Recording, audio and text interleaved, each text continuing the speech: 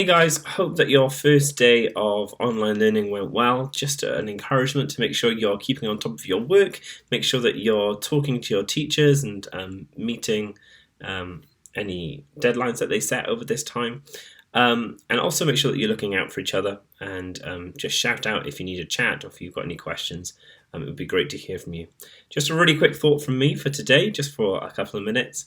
I want to talk to you about somebody in the Bible called Joseph.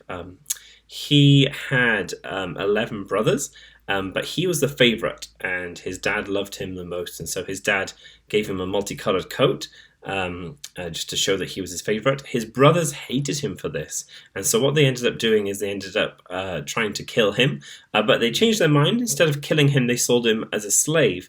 And fast forward many years down the line, Joseph has eventually risen to being the second person in command of the country of Egypt, which is the place he was sold to be a slave. There's a famine across the land, and the brothers end up coming to Joseph, not knowing that it's him, and asking him for food. Anyway, there's this beautiful reuniting of the family, and they forgive. Joseph forgives his brothers, and he gets to meet his dad again, and that's great. But right at the end of Joseph's life, his brothers are gathered around his deathbed, and they are worried about how they mistreated Joseph. And Joseph says this beautiful thing to them. He says, "You intended to harm me, but God intended it all for good.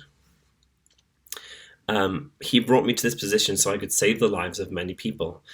Joseph had a really great understanding of the fact that sometimes bad things happen, sometimes things happen that seem to worry and alarm and hurt us, but he knew that even the bad things that people try to do to us, God can turn them into the good. And I just wanted to encourage you in this time that that's something that can happen for you in your life, for you in your relationships as well.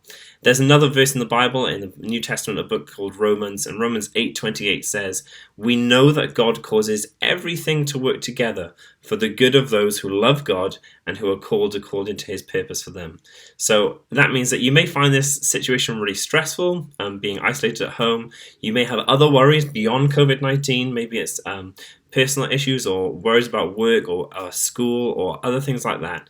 But I just wanted to encourage you that in all of what seems to be chaos, in what seems to be a really tough and bad time, that God works, and God, for all of those who are following him and looking for his purpose, he works all of these things out for good in our lives.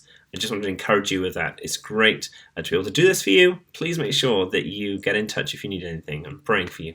Thanks.